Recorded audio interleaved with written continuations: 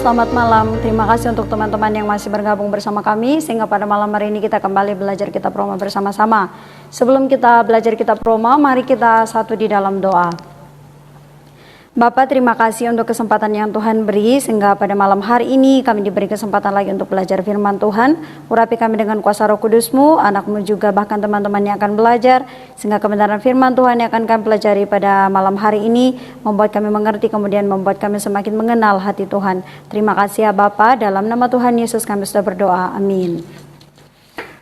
Nah, mari kita membuka Alkitab kita dari Roma pasal 1 ayatnya yang ke-17. Roma pasal 1 ayatnya yang ke-17. Kalau sudah mendapat, mari kita baca bersama-sama. 1, 2, 3. Sebab di dalamnya nyata kebenaran Allah yang bertolak dari iman dan memimpin kepada iman, seperti ada tertulis, orang benar akan hidup oleh iman.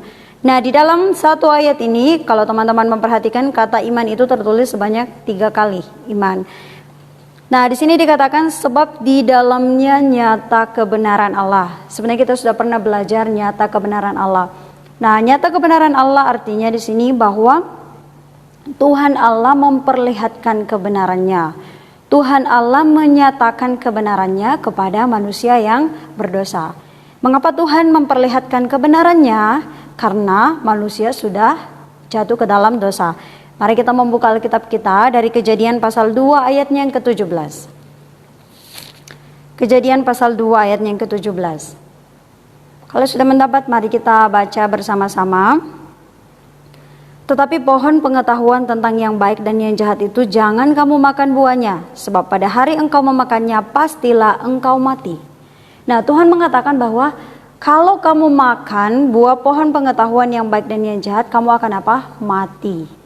Tapi kita sudah belajar dan kita juga sering membaca di dalam Kejadian pasal 3, kita melihat bahwa pada akhirnya manusia akan makan buah pohon pengetahuan yang baik dan yang jahat.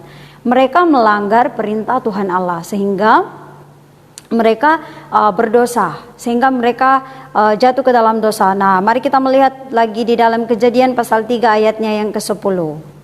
Ini keadaan manusia ketika mereka sudah makan buah pohon yang dilarang oleh Tuhan. Ayatnya yang ke-10, kalau sudah mendapat, mari kita baca bersama-sama. Ia menjawab, ketika aku mendengar bahwa engkau ada dalam taman ini, aku menjadi takut karena aku telanjang, sebab itu aku bersembunyi. Nah, di sini setelah Tuhan Allah menciptakan manusia, kemudian menempatkan mereka di Taman Eden, ada 2 masalah yang dihadapi oleh manusia ketika mereka melanggar perintah Tuhan Allah. Yang pertama, yaitu mati. Karena tadi dikatakan, jikalau kamu makan, kamu akan apa? Mati.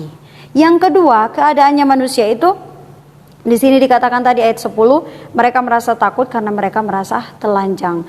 Nah, telanjang ini adalah simbol atau gambaran dari orang yang sudah berdosa.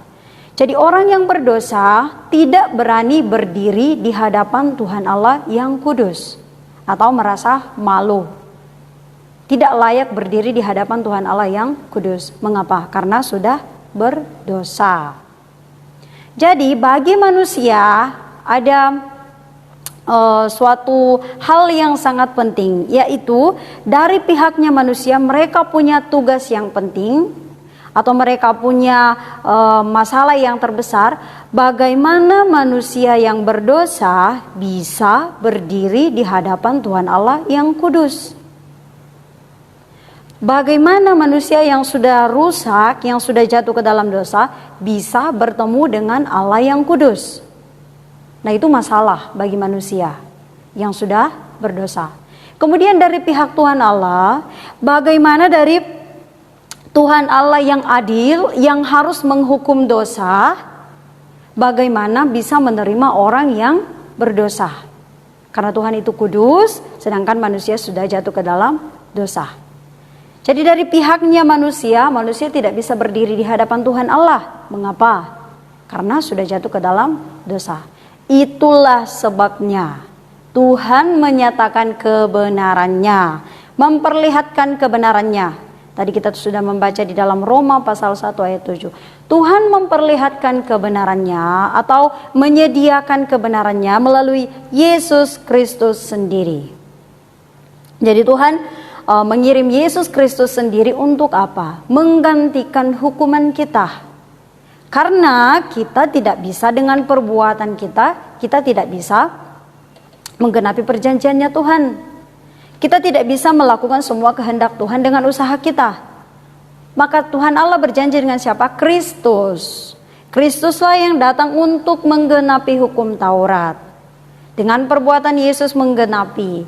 Kemudian yang kedua, apa yang Yesus lakukan? Menggantikan hukuman kita.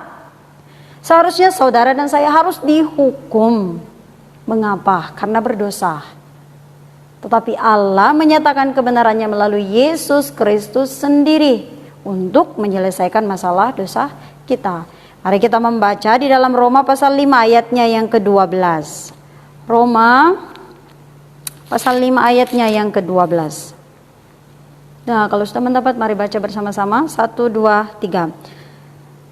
Sebab itu sama seperti dosa telah masuk ke dalam dunia oleh satu orang, dan oleh dosa itu juga maut. Demikian maut itu menjalar kepada semua orang karena semua orang telah berbuat dosa. Perhatikan di sini. Di sini dikatakan bahwa sama seperti dosa telah masuk ke dalam dunia oleh satu orang. Nah, satu orang di sini sebenarnya menunjuk kepada siapa? Adam. Jadi Adam mewakili posisinya manusia menjadi orang berdosa. Sehingga walaupun orang itu masih bayi atau di dalam kandungan, dia tetap posisinya adalah orang yang berdosa. Orang yang harus dihukum. Karena sudah memiliki sifat dosa. Dan di sini dikatakan maut menjalar kepada semua orang. Karena upah dosa ialah maut. Mari kita membuka di dalam Roma pasal 6 ayat 23. Roma pasal 6 ayat 23. Kalau sudah mendapat, mari kita baca bersama-sama. 1, 2, 3. Sebab upah dosa ialah maut, tetapi karunia Allah ialah hidup yang kekal dalam Kristus Yesus Tuhan kita. Di sini dikatakan, sebab upah dosa ialah maut. Oleh pelanggaran satu orang, maut itu sudah menjalar kepada semua orang. Termasuk siapa? Saya dengan saudara. Karena kita juga termasuk orang. Jadi maut itu sudah menjalar ke semua orang. Nah, kita perlu memperhatikan apa arti maut. Apa artinya maut? Nah, di sini saya membagi 3 pengertian maut. Yang pertama, maut artinya mati secara rohani. Mati secara rohani. Apa arti dari mati secara rohani? Jadi arti dari mati secara rohani artinya hubungan Tuhan Allah dengan manusia itu terputus. Hubungan Tuhan Allah dengan manusia itu terpisah. Artinya terpisah. Dulunya tinggal bersama-sama dengan Tuhan Allah, tetapi karena dosa hubungannya terputus atau terpisah daripada Tuhan. Nah, kita bisa melihat orang-orang di sekitar kita, ada masih banyak orang yang belum percaya. Mereka kalau kita lihat itu kalau kita melihat mereka, ya mereka hidup seperti biasa, mengerjakan tugas mereka, kehidupan mereka setiap hari, mereka beraktivitas sama seperti kita. Tetapi sebenarnya secara rohani mereka mati. Mengapa? Karena tidak mempunyai hubungan dengan Tuhan atau terpisah dengan Tuhan. Jadi itu arti dari mati secara rohani, tidak memiliki hubungan dengan Tuhan, terpisah. Kemudian yang kedua, arti dari maut artinya mati secara fisik. Nah, kenapa orang bisa mati secara fisik? Karena tubuh, roh dan jiwanya itu terpisah. Tinggal tubuhnya, rohnya pergi, jadi terpisah. Sehingga harus mati secara fisik. Dan yang ketiga, arti maut artinya mereka akan mengalami kematian kekal. Kematian kekal artinya mereka akan menderita selama-lamanya di neraka, disiksa di neraka. Jadi orang yang berdosa itu hubungannya terputus, terpisah dengan Tuhan. Kemudian akan mati secara apa? Fisik. Tubuh dan jiwa dan rohnya terpisah, dan pada akhirnya akan menderita selama-lamanya di neraka. Itu sebenarnya menunjuk kepada kematian kekal. Jadi akan disiksa selama-lamanya di dalam neraka, dan tidak akan ada kematian. Sekalipun menderita banyak penderitaan, mau meminta untuk mati, tidak ada kematian lagi. Karena itu sifatnya apa? Kekal. Jadi upah dosa ialah maut. Nah, upah dosa ialah maut. Semua orang yang berdosa harus mengalami maut. Jadi sangat mengerikan. Nah, tetapi Tuhan mengasihi saya dengan saudara. Makanya dikatakan di Roma 1 ayat 17, kebenaran Allah dinyatakan. Ini adalah kabar baik yang sangat besar untuk manusia yang sudah terpisah di hadapan Tuhan. Kita tidak bisa dengan usaha kita untuk sampai di tempat di mana Allah berada. Kita tidak bisa sampai di mana tempat Tuhan Allah diam. Tetapi Tuhan Allah itu sendiri yang kudus, pencipta langit dan bumi, menyatakan kebenarannya melalui siapa? Yesus Kristus. Diperlihatkan kepada manusia yang berdosa, yang upahnya tadi ialah maut, bahwa ada jalan keselamatan, ada jalan keluar untuk pindah dari dalam maut ke dalam hidup. Nah, pada zaman perjanjian lama, ketika orang-orang berbuat dosa pada zaman perjanjian lama, mereka harus membawa korban domba, kemudian mereka harus meletakkan tangannya di atas kepala domba, kemudian ketika mereka berdosa, mereka mengakui dosanya. Dan pada saat itu sebenarnya dosanya seperti dipindahkan, ditimpahkan kepada siapa? Domba. Dan domba itu yang harus disembeli, mati untuk menggantikan dosa mereka. Tetapi sebenarnya itu hanya bayangan saja. Bayangan dari siapa? Yesus Kristus yang akan datang, yang akan menjadi anak domba Allah. Sehingga di dalam Yohanes dikatakan bahwa lihatlah anak domba Allah yang menghapus dosa dunia. Jadi lihatlah, artinya diperlihatkan. Ini anak domba Allah yang menghapus dosa dunia.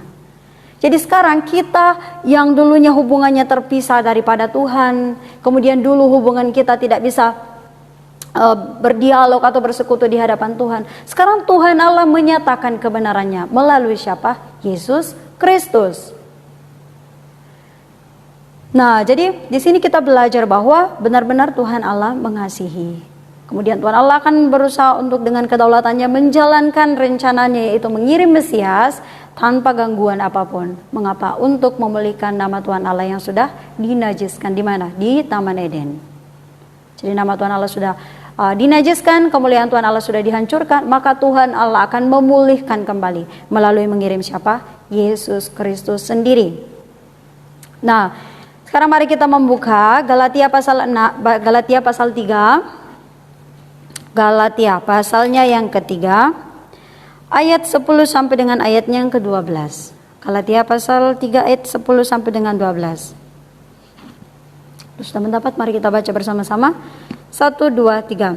Karena semua orang yang hidup dari pekerjaan hukum Taurat berada di bawah kutuk, sebab ada tertulis, terkutuklah orang yang tidak setia melakukan segala sesuatu yang tertulis dalam kitab hukum Taurat, dan bahwa tidak ada orang yang dibenarkan di hadapan Allah karena melakukan hukum Taurat.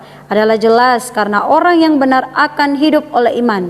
Tetapi dasar hukum Taurat bukanlah iman, melainkan siapa yang melakukannya akan hidup karenanya. Nah, di sini dikatakan bahwa karena semua orang yang hidup dari pekerjaan hukum Taurat berada di bawah kutuk. Nah, kita perlu memahami hukum Taurat. Nah, sebenarnya hukum Taurat itu baik, hukum Taurat itu kudus, perintah itu baik karena apa? Diberikan oleh Allah yang baik, diberikan oleh Allah yang kudus. Tetapi mengapa ketika hukum Taurat itu sampai kepada manusia itu menjadi masalah? Hukum Taurat itu akan menjadi masalah. Mengapa? Karena manusia ini sudah jatuh ke dalam dosa. Manusia ini terbatas sehingga manusia tidak bisa melakukan hukum Taurat dengan sempurna. Jadi manusia tidak bisa melakukan hukum Taurat dengan sempurna, sehingga orang yang berada di dalam hukum Taurat atau di bawah hukum Taurat itu akan apa? Terkutuk. Terkutuk. Jadi orang yang berada di bawah hukum Taurat itu terkutuk. Mengapa? Karena dasarnya untuk hukum Taurat ketika kita untuk dibenarkan, kita harus melakukan hukum Taurat. Nah, yang menjadi pertanyaannya, siapakah yang bisa melakukan hukum Taurat dengan sempurna? Tidak ada. Sehingga orang yang berada di bawah hukum Taurat itu adalah orang yang terkutuk. Tetapi hukum Taurat itu sendiri baik, perintah itu sendiri baik. Tetapi ketika sudah sampai kepada kita itu menjadi masalah, karena kita tidak bisa melakukan hukum Taurat. Maka siapakah yang datang menggenapi hukum Taurat itu? Apakah hukum Taurat itu dihilangkan? Tidak. Siapa yang datang untuk menggenapi? Kristus. Makanya dikatakan kebenaran Allah itu dinyatakan, diperlihatkan, karena dialah yang menggenapi hukum Taurat. Yang menjadi pertanyaannya, kalau memang Tuhan sudah tahu bahwa manusia tidak dapat melakukan hukum Taurat, lalu mengapa Tuhan memberikan hukum Taurat kepada manusia? Mengapa Tuhan Allah memberikan hukum Taurat kepada bangsa Israel? Padahal Allah sudah tahu bahwa mereka tidak bisa melakukan hukum Taurat. Apakah yang menjadi tujuan Tuhan? Nah, kita perlu memahami. Sebenarnya di video-video yang kemarin saya sudah pernah menjelaskan, tapi kita belajar lagi karena harus terus belajar, diulang supaya lebih memahami. Nah, tujuan Tuhan Allah memberikan hukum Taurat pertama kali sebenarnya waktu bangsa Israel tinggal di Mesir, mereka diperbudak, kemudian Tuhan Allah membawa mereka keluar dari Mesir melalui darah anak domba. Setelah itu di padang Gunung Sinai, Tuhan Allah memberikan hukum Taurat melalui Musa. Mengapa Tuhan Allah memberi hukum Taurat? Yang pertama, supaya mereka hidup sesuai dengan caranya Tuhan. Supaya mereka hidup sesuai dengan bagaimana cara hidup umat Allah. Jadi melalui hukum Taurat, mereka mengenal, oh seperti ini cara hidupnya umat Tuhan. Karena dulu mereka menjadi hambanya Firaun. Nah, kemudian yang kedua, sebenarnya tujuan akhirnya Tuhan Allah memberi hukum Taurat, yaitu untuk menuntun mereka sampai kepada Kristus, atau menuntun mereka sampai kepada Injil. Nah, fungsi hukum Taurat yang pertama yaitu menginsafkan dosa. Jadi fungsinya hukum Taurat yang pertama yaitu menginsafkan dosa. Nah, di dalam Alkitab juga pernah dikutip oleh Paulus, dia mengatakan bahwa dulu saya tidak tahu apa itu mengingini. Kalau hukum Taurat tidak mengajarkan jangan mengingini. Jadi dulu mungkin mereka hanya berpikir bahwa dosa itu melalui tindakan, perkataan kita, tingkah laku kita. Tetapi Paulus menyadari melalui hukum Taurat bahwa jangan mengingini. Nah, mengingini itu timbul dari dalam hati. Mengingini belum melakukan, baru mengingini. Tetapi Paulus menyadari ternyata bagi hukum Taurat itu adalah dosa. Jadi hukum Taurat itu menginsafkan dosa. Untuk lebih memperjelas bahwa oh ini adalah dosa. Nah, ini tidak sesuai dengan kehendak Tuhan. Jadi fungsinya hukum Taurat, Tuhan Allah memberi hukum Taurat kepada mereka supaya mereka menyadari, menginsafkan dosa mereka atau menginsafkan dosa kita. Yang kedua, mencegah untuk berbuat dosa. Nah, ketika mereka sudah mulai ingin melakukan perbuatan dosa, kemudian mereka menyadari, oh ini salah. Jadi berusaha untuk saya tidak mau melakukan karena ini salah. Tetapi mungkin 1-2 kali bisa, tetapi untuk seterusnya pasti pada akhirnya akan jatuh.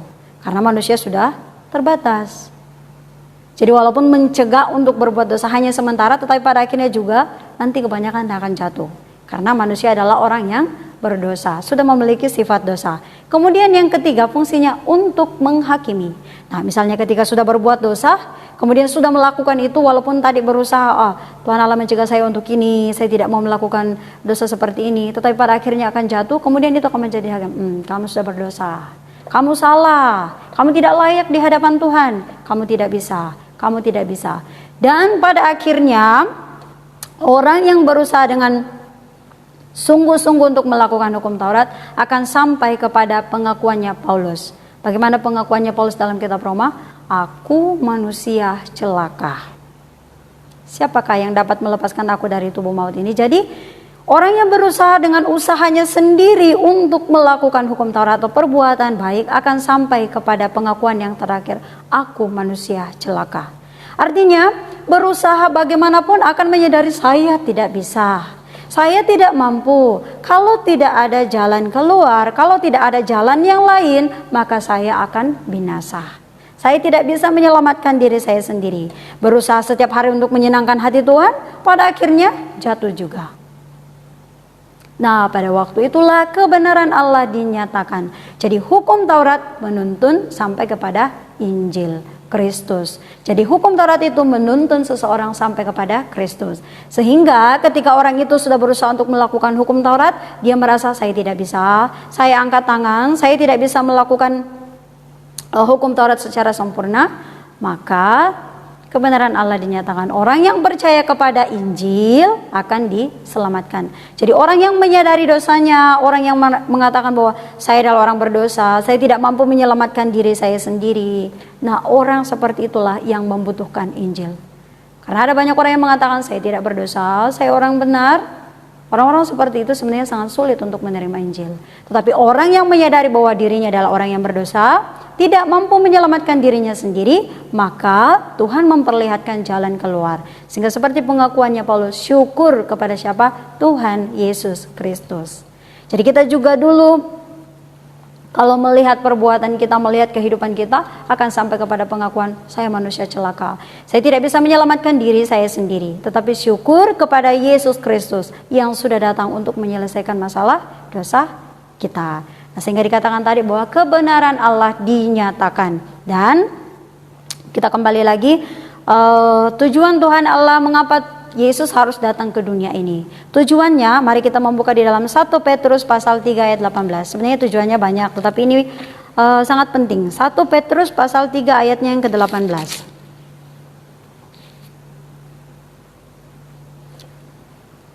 Kalau sudah mendapat, mari kita baca bersama-sama. 1, 2, 3. Sebab juga Kristus telah mati sekali untuk segala dosa kita, yang benar untuk orang-orang yang tidak benar, supaya ia membawa kita kepada Allah. Ia yang telah dibunuh dalam keadaannya sebagai manusia, tetapi yang telah dibangkitkan menurut roh. Nah, di sini dikatakan, teman-teman memperhatikan di bagian B di sini, supaya ia membawa kita kepada Allah. Mengapa kebenaran Allah harus dinyatakan? Mengapa Yesus Kristus harus datang ke dunia ini? Tujuannya untuk membawa kita kepada Allah. Karena tadi kita sudah mati secara rohani, artinya kita sudah terpisah di hadapan Tuhan, hubungan kita sudah terputus di hadapan Tuhan. Kemudian kita upah dosa ialah maut, kita akan menderita selama-lamanya di dalam neraka. Tetapi Yesus Kristus datang untuk apa? Membawa kita sampai kepada Allah. Bagaimana Yesus Kristus bisa membawa kita kepada Allah? Apakah dengan perbuatan baik kita lagi? Tidak. Dengan apa? Iman.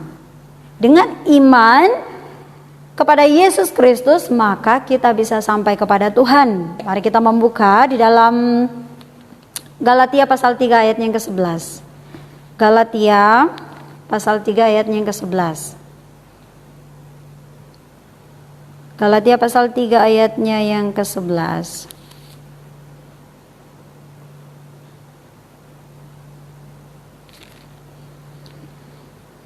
Kalau sudah mendapat, mari kita baca bersama-sama. 1, 2, 3. Dan bahwa tidak ada orang yang dibenarkan di hadapan Allah karena melakukan hukum Taurat adalah jelas, karena orang yang benar akan hidup oleh iman. Nah, di sini dikatakan bahwa orang yang benar akan hidup oleh iman. Bagaimana kita bisa sampai kepada Allah? Melalui iman, percaya kita kepada Yesus Kristus. Ketika kita mendengar Injil, ketika Injil itu disampaikan, Injil yang murni itu disampaikan tentang kematian dan kebangkitannya Kristus, menjelaskan pekerjaan Kristus di atas kayu salib untuk kita. Kemudian Roh Kudus akan bekerja, menginsafkan dosa kita. Pada waktu kita mendengar Injil, Roh Kudus akan bekerja menginsafkan dosa kita, sehingga kita menyadari bahwa benar saya adalah orang yang berdosa, benar saya membutuhkan juru selamat, benar saya tidak bisa menyelamatkan diri saya sendiri, sehingga saudara dan saya menerima Tuhan Yesus Kristus sebagai Tuhan dan juru selamat kita. Jadi pada waktu kita mendengar Injil, kita bertobat dan percaya, sehingga pada waktu itu kita mengakui bahwa Tuhan saya ialah Tuhan Yesus Kristus. Jadi bertobat artinya perubahan pikiran. Dulu mungkin pikiran kita, dengan usaha perbuatan baik saya bisa sampai di hadapan Tuhan. Dulu di dalam pikiran saya yang menjadi Tuhan adalah diri saya sendiri atau hal-hal yang lain. Tetapi setelah saya mendengar Injil, kabar baik itu, Roh Kudus berusaha untuk menginsafkan dosa saya, kemudian menyadari bahwa benar Tuhan saya sekarang adalah Tuhan Yesus Kristus. Untuk sampai kepada Bapa hanya melalui Yesus Kristus. Tidak ada jalan yang lain. Yohanes 14 ayatnya yang ke-6. Yohanes 14 ayatnya yang ke-6. Mungkin teman-teman semuanya sudah menghafal ayat firman Tuhan ini. Yohanes pasal 14 ayatnya yang ke-6. Yohanes 14 ayatnya yang ke-6. Sudah mendapat? Mari kita baca bersama-sama. 1, 2, 3. Kata Yesus kepadanya, akulah jalan dan kebenaran dan hidup. Tidak ada seorang pun yang datang kepada Bapa kalau tidak melalui aku. Nah, di sini dikatakan Yesus itu adalah jalan, Yesus itu adalah kebenaran, dan Yesus itu sendiri adalah hidup. Ketika kita percaya, beriman, percaya kepada Yesus Kristus, kita mendapatkan apa? Kebenaran. Kemudian kita mendapatkan apa? Hidup, dan kita mendapatkan jalan. Untuk apa? Membawa kita sampai kepada Bapa, untuk tinggal bersama-sama dengan Tuhan. Nah, ini ayat yang terakhir, Yohanes 6 ayat 28-29. Yohanes pasal 6 Yohanes pasal 6 ayat 28-29. Kalau sudah mendapat, mari kita baca bersama-sama. 1, 2, 3. Lalu kata mereka kepadanya, apakah yang harus kami perbuat supaya kami mengerjakan pekerjaan yang dikehendaki Allah? Jawab Yesus kepada mereka, inilah pekerjaan yang dikehendaki Allah, yaitu hendaklah kamu percaya kepada Dia yang telah diutus oleh Allah. Nah, di sini dikatakan bahwa pekerjaan yang dikehendaki Allah, yaitu apa? Hendaklah kamu percaya. Jadi di dalam Alkitab banyak sekali ajakan untuk mengajak kita untuk apa? Percaya. Jadi percaya itu bukan usaha, bukan perbuatan. Iman itu bukan jasa, bukan usaha. Tetapi iman itu adalah kasih karunia Tuhan. Seperti menerima hadiah. Jadi kalau misalnya saya diberi hadiah, kemudian saya harus menerima. Jadi Yesus sudah mati di atas kayu salib untuk dosa kita. Semuanya Yesus sudah kerjakan. Nah, sekarang kita tinggal percaya, menerima bahwa Tuhan Yesus Kristus adalah Tuhan dan Juru Selamat kita.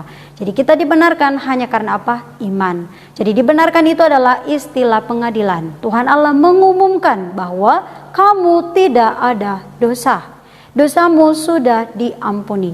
Hukumanmu sudah ditanggungkan oleh siapa? Yesus Kristus. Dan hanya karena iman, kebenaran Kristus itu dipindahkan kepada siapa? Saya dengan saudara. Ini adalah kasih karunia yang terbesar yang saudara dan saya sudah terima. Jadi tugas kita sekarang adalah mari sampaikan kabar baik ini kepada orang yang lain. Jadi kita melakukan setiap hari berusaha untuk menyenangkan hati Tuhan, bukan lagi karena dituntut oleh hukum Taurat, bukan karena dipaksa, bukan karena didorong oleh orang yang lain. Oh, kamu harus ini, kamu harus ini. Bukan karena permintaan orang yang lain, jadi kamu harus rajin baca Alkitab, kamu harus berdoa. Bukan karena tugas, jadi saya harus membaca Alkitab, saya harus berdoa. Bukan karena saya disuruh oleh orang, maka saya mau pergi memberitakan Injil, menyampaikan kabar baik kepada orang yang lain. Bukan. Tetapi dengan sukarela. Mengapa dengan sukarela? Karena kasih Kristus itu yang menguasai hati kita. Yesus mati di atas kayu salib untuk menggantikan dosa saya. Apa yang bisa saya beri untuk Tuhan? Kalaupun saya hidup menyenangkan hati Tuhan seumur hidup, itu tidak cukup untuk apa yang Tuhan sudah kerjakan untuk kita. Jadi mari dengan sukarela bersekutu di hadapan Tuhan. Baca Alkitab, berdoa, kemudian memberitakan Injil, menyenangkan hati Tuhan, mengasihi orang yang lain. Bukan karena paksaan, bukan karena tuntutan dari orang yang lain kamu harus melakukan ini, tetapi dengan sukarela. Karena apa? Kasih Kristus itu yang menguasai hati kita. Kasih Kristus yang menguasai hati kita, kita terharu akan pengorbanan Yesus di atas kayu salib, sehingga dengan sukarela kita hidup untuk menyenangkan hati Tuhan. Jadi tugas kita sekarang adalah mari memberitakan Injil kepada orang yang lain, sampaikan kabar baik itu kepada orang yang lain, karena ada masih banyak orang yang masih dalam ketakutan, mereka tidak yakin dosa mereka sudah diampuni, mereka tidak tahu jalan keselamatan, mereka saat ini sedang bergumul. Saudara dan saya sudah mengetahui kebenaran. Mari sampaikan kepada mereka, sampaikan kabar baik itu dengan sukarela. Mengapa? Karena saudara dan saya sudah terharu akan kasih Tuhan. Tetapi orang yang tidak terharu kasih Tuhan, orang yang tidak menyadari pertemuan secara pribadi dengan Tuhan, belum mengalami kasih Tuhan, jika kita menuntut mereka, menyuruh mereka untuk menyenangkan hati Tuhan, sebenarnya mereka akan menganggap apa? Beban. Mengapa? Karena mereka sendiri tidak mengalami kasih Tuhan. Tetapi sebagai orang yang sudah mengalami kasih Tuhan, mari kita sampaikan Injil, mari kita memberitakan Injil dengan sukarela, supaya mereka juga, orang-orang yang lain juga bisa merasakan kasih Tuhan Allah yang terlalu besar, yang sangat mengasihi semua orang. Nah, nanti kita akan belajar hari Sabtu. Mari kita satu dalam doa. Bapak, terima kasih untuk waktumu sehingga kami bisa belajar bersama. Kami terbatas untuk menyampaikan, tetapi Roh Kudus yang akan menolong sehingga kehidupan kami Tuhan, kami terus ingin menyampaikan kabar baik kepada orang yang lain, sehingga Tuhan banyak orang bisa kembali kepada Tuhan melalui iman mereka kepada Tuhan Yesus Kristus. Terima kasih ya Bapak, dalam nama Tuhan Yesus kami sudah berdoa, amin.